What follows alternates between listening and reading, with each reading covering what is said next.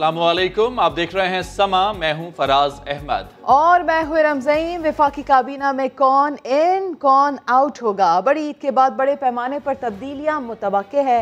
काफ league, MQM और दीगर इत्तेहादियों को भी वजारतें दी जाएंगी। वज़ीर आज़म इमरान खान ने वफाकी काबीना में मजीद वज़रा को शामिल करने पर मुशावरत शुरू कर दी है। ईद के बाद काबीना में मौजूद बाज़ वज़रा को घर भेजा जा सकता है। मुस्लिम लीग काफ के रहनुमा मोइन सलाही को वजारत दी जाएगी। MQM और BAP को भी एक एक वजारत मिलने की उम्मीद है। जुल्फी बुखारी को भी दोबारा काबीना का हिस्सा बनने का मौका मिलेगा। फैसल वाडा की दोबारा काबीना में शमूलियत का ताहाल कोई फैसला नहीं हो सका। दुनिया भर में मुकीम कश्मीरी आज यौम शोहदा कश्मीर मना रहे हैं। 90 साल पहले आज ही के दिन 22 कश्मीरियों ने इस्लाम और आज़ादी के लिए जाने निशावर की थी। 31 जुलाई की कुर्बानियों की दास्तान अब भी कश्मीरियों के जज्बा आज़ादी को ताज़ा रखे हुए है। वज़ीर आज़म इमरान खान ने शोहदाए कश्मीर को खिराज अक़ीदत पेश किया है। अपने ट्वीट में कहा कि भारतीय कब्ज़े के खिलाफ कश्मीरियों की जद्दोजहद और कुर्बानी की तवील तारीख़ है। इस जद्दोजहद में पाकिस्तान कश्मीरियों के साथ खड़ा है। वज़ीर आज़म ने ट्वीट में लिखा, 13 जुलाई 1931 के उन 22 शोहदा को सलाम पेश करते हैं जो पुरअमन मुजाहिरे के दौरान डोगरा सिपाहियों की गोलियों का निशाना बने। कश्मीरी मर्द और ख़वातीन भारतीय कब्ज़े के खिलाफ लड़ रहे हैं। कश्मीरियों को अक़वाम मुत्तहिदा की करारदादों के मुताबिक हक़ खुद इरादियत दी जाए। कश्मीरियों को हक़ खुद इरादियत मिलने तक किसी किस्म का समझौता नहीं होगा। एक और अहम मामले की बात करेंगे। अफगान तालिबान काबुल पहुंच गए। अप्रैल से जुलाई तक अफगानिस्तान का नक्शा बदल दिया। अफगान फोर्सेस ने कंधार का कब्जा छुड़ाने के लिए बाजार पर बमबारी कर दी। वज़ीर ख़ारजा शाह महमूद कुरैशी कहते हैं, अफगानिस्तान का अमन बिगड़ा तो पड़ोसी मुतासिर होंगे। ये भी कहा, पाकिस्तान अब मजीद अफगान मुहाजिरीन को रखने का मुतहम्मिल नहीं हो सकता। तालिबान तूफान की तरह उठे और सिर्फ 3 माह में अफगानिस्तान के तूलो अर्ज़ में छा गए। मुल्क के बेशतर इलाकों पर कंट्रोल के बाद तालिबान ने काबुल का रुख कर लिया। दारुल हुकूमत से सिर्फ 60 किलोमीटर दूर जिला सरोही पर कब्जा कर लिया। चेक पोस्ट पर कब्जे की तस्वीरें जारी कर दी। दूसरी जानिब अफगान हुक्काम तालिबान के गैर मुल्की दौरों से परेशान हैं। उनका ख्याल है इन दौरों के लिए तालिबान को उनसे मशवरा करना चाहिए।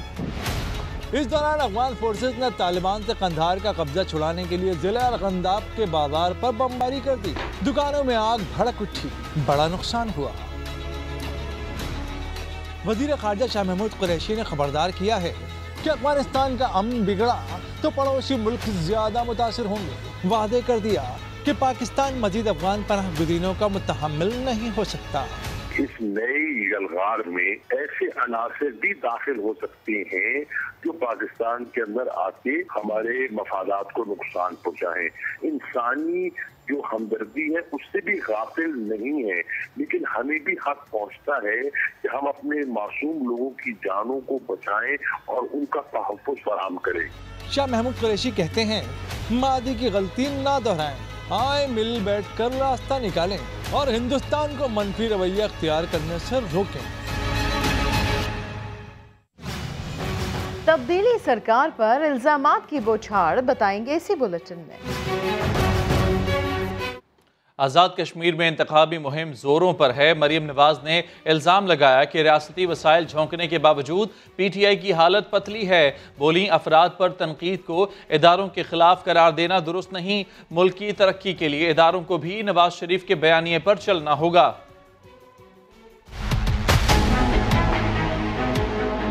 अगर पाकिस्तान की तरक्की का रास्ता अपनाना है तो इदारों को भी नवाज शरीफ के बयानिए पर चलना होगा। वो वक्त दूर नहीं कि सब वही जबान बोलेंगे जो आपका लीडर नवाज शरीफ बोल रहा है। कई लोग अपने जाती मफाद के लिए नवाज शरीफ के खिलाफ प्रोपेगेंडा करते हैं कि शायद नवाज शरीफ फौज के इदारे का मुखालिफ है। शर्म आनी चाहिए उन लोगों पर। नवाज शरीफ ने जिन लोगों पर तनकीद की उसको किसी इदारे पर तनकीद का नाम न दिया जाए। नवाज शरीफ का दुश्मन भी नवाज शरीफ की हुब्बुल वतनी की गवाही देता है। आटा चोरो, चीनी चोरो, जान चोरो। क्या तुम कश्मीरियों का आटा भी छीनने आ रहे हो?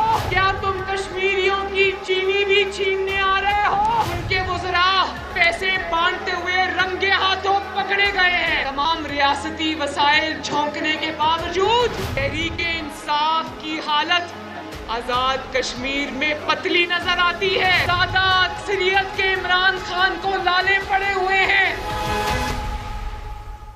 और लीगी रहनुमा जावेद लतीफ़ का एक और मुतनाज़ बयान सामने आ गया। समा के प्रोग्राम नदीम मलिक लाइफ में कहा, जिस पाकिस्तान में इंसाफ ना मिले, गद्दारी का तमगा सजा दिया जाए और जेल में डाल दिया जाए, तो फिर ये पाकिस्तान ना खपे। टोकने पर कहने लगे, जिस पाकिस्तान में इंसाफ मिलेगा उसे खपे कहूँगा। ये पाकिस्तान अगर आइन कानून से मावरा हथकंडे इस्तेमाल करने वाले ताकतवर लोगों के हाथों में होगा, जिस पर आपको नोटिस होगा हकीकत बयान करने पर, मुझे गद्दारी का तगमा सजा दिया जाएगा, मुझे जेल में डाल दिया जाएगा, आपको FI वाले बुला लेंगे, तो फिर मुझे ये पाकिस्तान नहीं खप्पे कहना, मुझे वो पाकिस्तान खप्पे कहना है जिस पाकिस्तान में आपको भी इंसाफ मिल रहा हो, जिस पाकिस्तान में इनको भी इंसाफ मिल रहा हो। मेरा यहाँ आपसे इख्तिलाफ है। पाकिस्तान हर हाल में खपे, पाकिस्तान जिंदाबाद हर हाल में, पाकिस्तान तो हर हाल में जिंदाबाद है। अगर कोई मिसयूज ऑफ अथॉरिटी करता है उसको क्वेश्चन करें। ऑपोजिशन लीडर शहबाज शरीफ ने तब्दीली सरकार पर इल्जामात की बौछार कर दी। दावा किया कि हुकूमत ने गैस के महंगे तरीन मुआहदे किए। कोविड के दौरान गैस सस्ती थी, लेकिन माफियाज को नवाजने के लिए मुआहदे नहीं किए गए। सवाल उठाया कि मुस्लिम लीग नून ने अगर इजाफी बिजली बनाई थी तो लोड शेडिंग क्यों की जा रही है। न्याजी गठजोड़ 3 साल इस मामले की पूरी इन्वेस्टिगेशन करता रहा। एक दहले की करप्शन सामने नहीं आई इन पावर प्रोजेक्ट्स में। कई बार कहा PML के जमाने में बिजली फालतू पैदा की गई कमीशन और किकबैक्स के लिए। अगर बिजली फालतू थी तो ये लोड शेडिंग क्यों हो रही थी? जब कोविड आया तो रॉक बॉटम प्राइसेस थी गैस की, इन्होंने नहीं कॉन्ट्रिब्यूट किया। वही तेल माफिया और फ्यूल माफिया, दुनिया के महंगे तरीन इन्होंने एग्रीमेंट किए गैस के। माफिया था माफिया। मैंने बास ममालिक के लोगों के बड़े जोमा से उनके घुटनों को हाथ लगाया कि खुदारा आप ये प्लांट्स पाकिस्तान लगाएं। सब्जी महंगी हो गई, गरीब की दस्तरस से बाहर हो गई। चीनी 1 किलो के लिए कतारें लगती हैं। आटा आसमान से बातें कर रहा है। और 5 करोड़ अफराद इन 3 सालों में खते अफलास से नीचे जा चुके हैं। 50 लाख घर बनाना तो बड़ी दूर की बात है, एक ईंट नहीं लगाई। हमने अपने अतवार ना बदले, अपने आप को ठीक ना किया, तो खुदा ना खास्ता मेरे मुंह में खाक, इस मुल्क में खूनी इंकलाब आ सकता है और फिर कुछ नहीं बचेगा, हाथ मलते रह जाएंगे। खुशबुओं का एक नगर आबाद होना चाहिए, इस निज़ाम ज़र को अब बर्बाद होना चाहिए। इल्जामात लगते ही तब्दीली सरकार के तर्जुमान मैदान में उतर आए। फवाद चौधरी ने सवाल उठाया, शहबाज शरीफ आखिर 25 अरब रुपए की मनी ट्रेल क्यों नहीं देते? शहजाद अकबर ने कहा, TT केस अपोजिशन लीडर के ज़ाती असासों का मुकदमा है, उनसे सवाल किया जाए तो वो हरासा करने का इल्ज़ाम लगा देते हैं। इस्लामाबाद से आदिल तनौली की रिपोर्ट। हुकूमती तर्जुमानों की प्रेस कॉन्फ्रेंस में नून लीग के छोटे कायद पर बड़े वार। वजीर इत्तलात फवाद चौधरी ने अपोजिशन लीडर शहबाज शरीफ के बयान को सवाल गंदुम जवाब चना के मुतरादिफ करार दे दिया। शहबाज शरीफ साहब ने प्रेस कॉन्फ्रेंस की 25 अरब रुपए की ये रकम और उसके बाद जो दूसरे केसेस जो बने हैं, इनमें उनका जवाब क्या है? जब आप उनसे पूछते हैं कि आपने इतने पैसे आपके अकाउंट से निकले, वो कहते हैं मैंने पंजाब में मेट्रो बनाई। मुशीर एहतसाब शहजाद अकबर ने भी कोई लगी लिपटी ना छोड़ी। कहा, शहबाज शरीफ को लंदन जाने से रोकने पर गुस्सा है। फिर जाती असासों के केस में FIA के सवालात और भी नागवार गुजरे, जिस पर वो कौम को गुमराह कर रहे हैं। जब से ये लंदन नहीं इनको जाने दिया गया, उस दिन से ये एक छुई मुई शरीफ बन चुके हैं। बात पे ये नाराज हो जाते हैं। जो शहबाज शरीफ साहब को लगता है कि उनको हरासा किया गया है, अब चुभते हुए सवालात से अगर आप हरासा होते हैं तो उसमें हम माजरत ही कर सकते हैं आपसे। हुकूमती रहनुमाओं का ये भी कहना था कि जियालों की सिंध सरकार और मतवालों की पंजाब हुकूमत को दिए गए अरबों रुपए के फंड्स बरामद दुबई, लंदन और फ्रांस से होते हैं। कोई इसका भी तो जवाब दे। बारिश जहमत बन गई।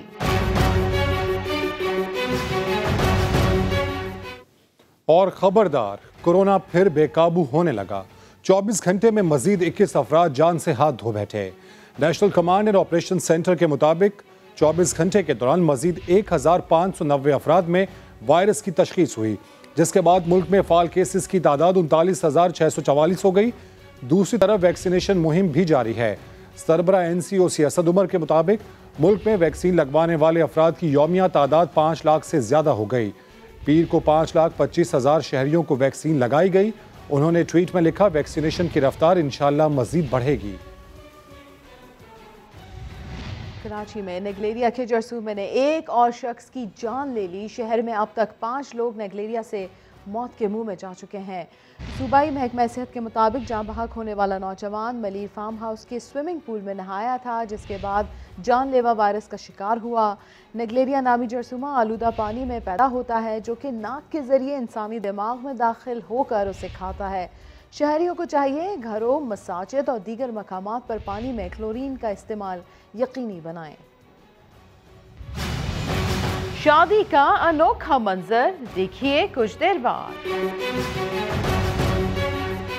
और मुल्क भर में बारिशों का सिलसिला भी जारी है। मुख्तलिफ शहरों में बारिश ने मुश्किलात भी खड़ी कर दी। वादी नीलम में एक ही खानदान के 3 अफराद रेले में बह गए। एबटाबाद में लैंडस्लाइडिंग से बिलियन ट्री मंसूबे को नुकसान पहुंचा। दरियाओं और नदी नालों में पानी का बहाव तेज हो गया।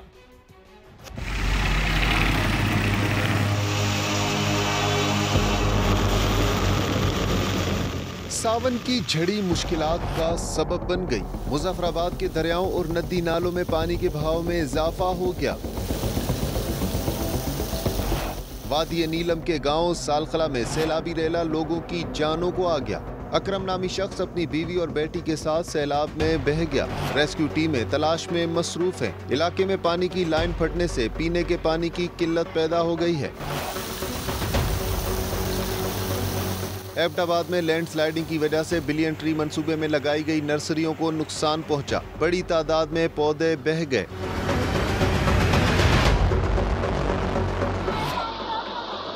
अंदरूने सिंध भी कई शहरों में मौसलाधार बारिश हुई। दादू के इलाके कीरथर और काछू में बारिश के बाद नदी नालों में पानी का बहाव बढ़ गया है। कई मुकामात पर घरों में पानी दाखिल हो गया। इंतजामिया ने लोगों को नदी नालों से दूर रहने की हिदायत की है। उधर शकरगढ़ में बरसाती नाला डेक से निकलने वाले पानी से राब्ता सड़क डूब गई। रोड टूटने से दर्जनों देहात से राब्ता मुनक़ते हो गया। महकमे मौसमियात ने आज शाम बारिश की पेशगोई कर दी। डायरेक्टर मेट सरदार सरफराज कहते हैं जुमे तक कहीं हल्की और कहीं तेज बारिश हो सकती है। सी ब्रीज असल में कट ऑफ हुई है और वजह यह है कि समंदर के अंदर जो सर्कुलेशन है कराची के जनूब और जनूब मशरक में मशरकी बहर अरब शुमाल मशरकी बहर अरब और जॉइनिंग जो इंडियन गुजरात है वहाँ पर एक तरह से हवाएं सर्कुलेट हो रही हैं, तो सी ब्रीज उसके अंदर ट्रैप हो रही है, इसलिए गर्मी है और अप्स भी है। शाम तक ये सिलसिला बिल्डअप होके दोबारा चांसेस होंगे थंडरस्टॉर्म रेन के। आज शाम में आप तवक्को कर सकते हैं, कल भी ऐसे ही रहेगा कि दिन में मौसम खुलेगा लेकिन शाम को फिर चांसेस होंगे। उसके साथ साथ बे ऑफ बंगाल पे जो लो प्रेशर बना था वो इस वक्त सेंट्रल इंडिया पे मौजूद है, उसके असरात भी कल शाम रात से आना शुरू हो जाएंगे। तो ये सिलसिला बारिशों का फ्राइडे तक जाएगा। किसी जगह पे किसी वक्त हैवी शावर्स होंगे और ओवरऑल मॉडरेट भी रहेगी। फिर 20-21 को फिर चांसेस लग रहे हैं कुछ, उसके बाद फिर एक और स्पेल जुलाई के बिल्कुल आखिर में दिख रहा है। न्यू कराची खमीसा गोठ में बारिश का पानी जमा है। नए बनने वाली सड़क भी डूब चुकी है। इलाके के छोटे नाले अब तक साफ नहीं किए जा सके। ताज़ा तरीन सूरत हाल से आगाह कर रहे हैं हमारे नुमाइंदे खुर्शीद आलम। खुर्शीद आलम बताएगा इलाके की क्या सूरत हाल है। जी हाँ, बिल्कुल गुज़िश्ता रोज़ होने वाली चंद मिनटों की बारिश के बाद अब भी बहुत से इलाकों में सूरत हाल कुछ बहुत अच्छी नहीं है। मैं इस वक्त मौजूद हूँ न्यू कराची सेक्टर 5D और 5J के दरमियान उस डबल रोड पे, जिसकी चंद रोज़ पहले ही तामीर मुकम्मल हुई है और यहाँ पर आपको मेरे पस मंज़र में पानी जमा नज़र आ रहा होगा। यही सूरत हाल न्यू कराची और मुख्तलिफ़ इलाक़ों में देखी गई है कि गलियों में गंदा पानी जमा है, जिसकी वजह से वहाँ पर गलियाँ दलदल और कीचड़ का मंजर पेश कर रही हैं। काले स्कूल के पास भी काला पानी जो है वो लोगों के सब्र का इम्तहान ले रहा है। और इसी तरह अगर हम खमीसा गोट की बात करते हैं तो वहाँ भी बारिश के जमा पानी में बच्चे खेल रहे हैं। लोगों ने मुतालबा किया कि हुकूमत फौरी तौर पर इन सूरत हाल को देखे, इन मसाइल को हल करे। कल बहुत परेशानी हुई कि आना जाना बड़ा मुश्किल, निकल ही नहीं सक रहे थे। 14 साल हमने क्या, ये रोड जो है बिल्कुल बेकार बना है, किसी काम का नहीं है। नालों की सफाई तो ही नहीं है, ये ऐसे ही काम कर दिया। कल नाले से इतना इस तरह पानी बह रहा था कि निकलना मुश्किल हो रहा था, फुटपाथ से ऊपर पानी था यहाँ पे। आने जाने वालों को तकलीफ हो रही है, कोई पुरसाने हाल नहीं है। न्यू कराची के इस इलाके में जहाँ पर मैं मौजूद हूँ, चूँकि वो छोटे नाले जो DMCs के कंट्रोल में आते हैं उनकी मुकम्मल सफाई नहीं हुई है और महज एक लीपा पोती के तहत सड़क बना दी गई, तो उसके नतीजे में पानी भी जमा हुआ है और लोगों का ये कहना है कि अगर मज़ीद बारिशें होंगी तो सूरत हाल यहाँ पर मज़ीद ख़राब हो सकती है। जी, खुर्शीद आलम हमें अपडेट कर रहे थे। मगरबी अमेरिका और कनाडा में गर्मी की खौफनाक लहर, लाखों एकड़ जंगलात और कस्बे आग लगने से जल गए। मौत की वादी में सबसे ज्यादा दर्जा हरारत 54 डिग्री सेंटीग्रेड है। अब तक 1 अरब समुद्री मखलूक इस हीट वेव में मर चुकी है। वज़ीर-ए-आज़म के मुशीर बराए किफ़ायत शारी का डबल मरात लेने का मामला सामने आ गया। डॉक्टर इशरत हुसैन तनख्वाह और मरात के अलावा IBA कराची से बतौर प्रोफेसर भी लाखों रुपए ले रहे हैं। समा के पूछने पर डॉक्टर इशरत ने एजाजिये का नाम दिया। देखते हैं मुदस्सर नज़ीर की खुसूसी रिपोर्ट। डॉक्टर इशरत हुसैन एक बड़ा नाम, बरसों वर्ल्ड बैंक में रहने के बाद गवर्नर स्टेट बैंक भी बने। इस वक्त वजीर आजम के मुशीर बराए अदारा जाती इस्लाहात और किफायत शारी भी हैं, मगर इन दिनों डॉक्टर इशरत हुसैन की जानिब से दोहरी मरात लिए जाने का मामला सामने आया है।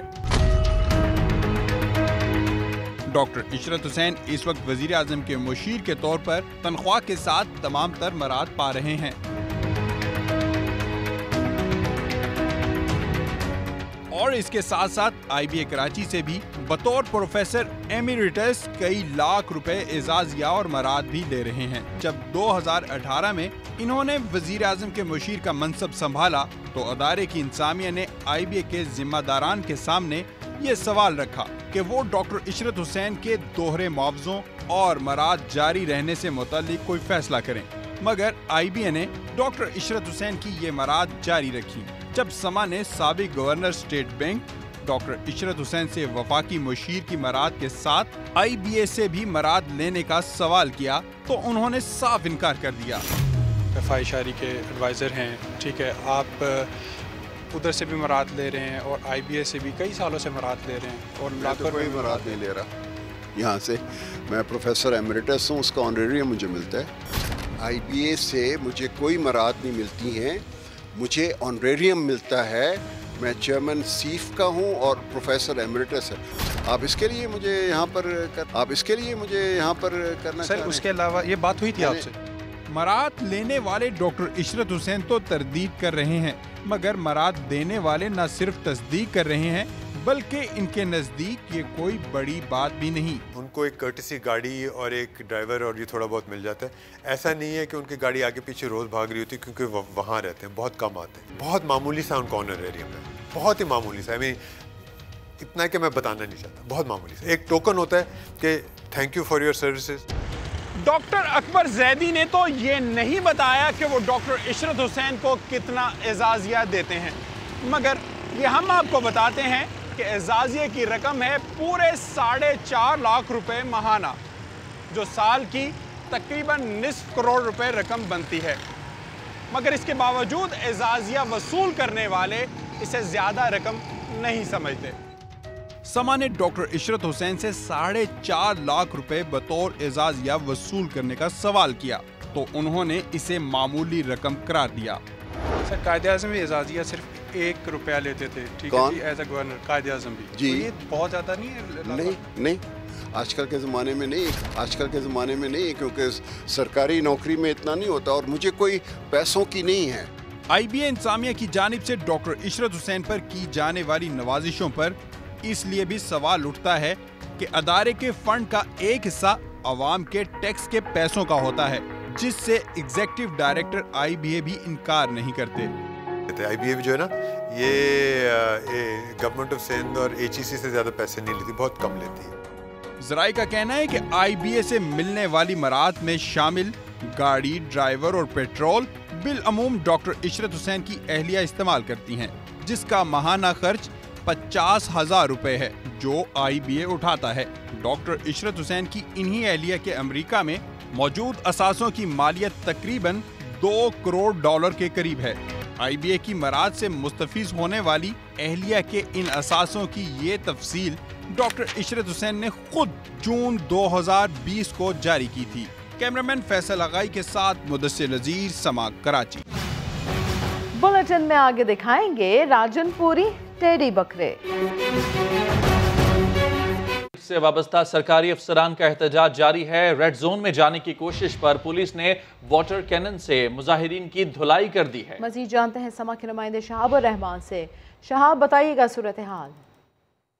जी बिल्कुल, इस वक्त मैं मौजूद हूँ खैबर रोड पर सूबाई असम्बली के सामने, जहाँ पर डायरेक्टरेट के जो मुलाजिमीन हैं उनका एहतजाज इस वक्त जारी है। उनका सिर्फ एक मुतालबा है, जो सेक्रेटरीट के जो मुलाजिमीन हैं उनकी तनख्वाहों में 150% इजाफा किया गया है और जो डायरेक्टरेट मुलाजिमीन हैं उनकी तनख्वाहों में सिर्फ 20% इजाफा किया गया है। इस वक्त जो डायरेक्टरेट के मुलाजिमीन हैं वो अपने मुतालबात के हक में सेक्रेटरीट तक वॉक कर रहे हैं और खैबर रोड को मुकम्मल तौर पर ब्लॉक किया गया है। कल भी काबीना के इजलास में ये तय हुआ था कि जो इस वक्त आप पीछे देख सकते हैं जो पुलिस है वो इस वक्त उन्होंने शेलिंग जारी की है, क्योंकि काबीना के इजलास में ये तय हुआ था कि खैबर पुख्तनख्वा का जो खैबर रोड है उसको ब्लॉक करने वालों के खिलाफ दहशतगर्दी के दफात किए जाएंगे। उस वक्त वाटर टैंक भी इन्होंने जारी किया है और आप देख सकते हैं शेलिंग भी इन्होंने शुरू की है। जो डायरेक्टरेट के जो मुलाजिमीन हैं इनको सेक्रेटरीट तक जाने की इजाज़त नहीं दी जा रही।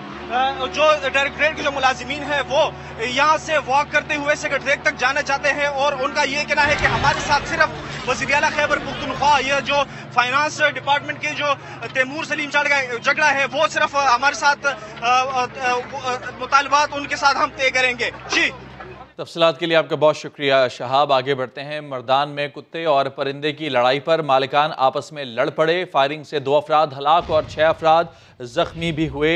मर्दान का इलाका कटीगढ़ी, जहां पड़ोसियों में तसादुम हुआ, 2 अफराद हलाक हुए। तफसीलात जानते हैं, समा के नुमाइंदे शहाब अकबर हमारे साथ मौजूद हैं। शहाब, बताइएगा ये वाकया क्या है? हाँ जी, ये अफसोसनाक वाकया कटीगढ़ी में पेश आया है, जहाँ पर 2 पड़ोसी के आपस में लड़ाई के दौरान फायरिंग हुई है। फायरिंग में एक खातून समेत 2 अफराद जाँ बाहक हो चुके हैं, जबकि 6 अफराद जख्मी है। लड़ाई की वजह इब्तिदाई तौर पर यह बयान की जा रही है कि एक पड़ोसी के कुत्ते ने दूसरे पड़ोसी के घर का पाला हुआ परिंदा काट कर जख्मी किया था, जिसके जवाब में परिंदे के मालिक ने कुत्ते को मार दिया। इसके बाद दोनों फरीकैन के माबेन फायरिंग शुरू हुई। इत्तला मिलती ही पुलिस की और रेस्क्यू टीमें मौके पर पहुंच गई और हालात के लिए आपका शुक्रिया शहाब अकबर। वज़ीर मुमलिकत बराए इत्तलात फारूक हबीब कहते हैं नून लीग ने 12 और पीपल्स पार्टी ने 7 बैंक अकाउंट्स छुपाए। अरबों रुपए कहां से आए, मामले को मंतकी अंजाम तक पहुंचाना जरूरी है। 12 अकाउंट्स नून लीग छुपा रही है, 7 बैंक अकाउंट्स पीपल्स पार्टी छुपा रही है, तो ये क्या माजरा है? क्या यहाँ भी कोई जाली अकाउंट्स का मामला है? क्या पार्टी अकाउंट्स को भी पापड़ वाला और फलूदे वालों के लिए इस्तेमाल किया गया है, मनी लॉन्ड्रिंग के लिए इस्तेमाल किया गया है, किकबैक्स और कमीशन के पैसे के लिए इस्तेमाल किया है, उनको वाइट करने के लिए इस्तेमाल किया है? इसका जवाब ये देने से गुरेज़ां है। अकाउंट्स के अंदर आए पैसों का एक रसीद ये नहीं दिखा सके। साइनी अदारे में आकर ये क्यों राह फरार अख्तियार किए हुए हैं? क्यों आके ये हिसाब नहीं देते कि इनके अकाउंट में ये करोड़ों अरबों रुपया जो आया है वो कहां से आया है? ये जो मार्क सीगल को पीपल्स पार्टी पेमेंट्स करती रही है, ये कहां से करती रही है, किस मकसद के लिए करते रहे हैं? हमें ये ट्रांसपेरेंसी की, शफाफियत की और कानून के बड़े दर्स देते हैं। अब इस केस को फास्ट ट्रैक के ऊपर मंतकी अंजाम तक जो है वो पहुंचाना आज वक्त की जरूरत है। अकबर एस बाबर की जितने इल्जामात हैं वो झूठ का पलंदा है और अकबर एस बाबर का सबको पता है कि वो PMLN के इजी लोड के ऊपर यहाँ पर आते हैं। आज भी अगर उन्होंने कोई रिपोर्ट बनाई होगी तो वो मन गढ़ंत रिपोर्ट होगी और वो उस रिपोर्ट का किसी किस्म का कोई हकाइक के साथ कोई ताल्लुक नहीं है। और अभी खबर यह कि नए DG SBCA के आने के बाद भी गैर कानूनी तामीरात जारी हैं। कराची के इलाके लियारी में SBCA की मिली भगत से गैर कानूनी तामीरात का धंधा आगा सिस्टम के तहत चल रहा है।